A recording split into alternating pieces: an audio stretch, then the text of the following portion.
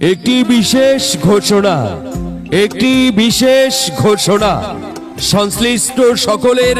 অবগতির জন্য জানানো যাচ্ছে যে নওগাঁ জেলার আম সংগ্রহ 2024 আমের নাম,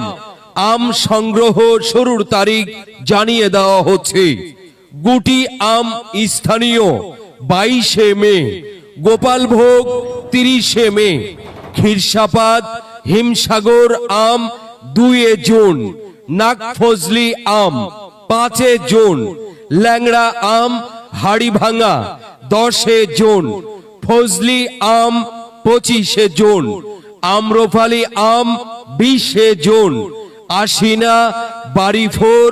গৌরমতি কাটিমন 10 জুলাই। বিশেষ দ্রষ্টব্য, নির্ধারিত সময়ের আগে আবহাওয়া জনিত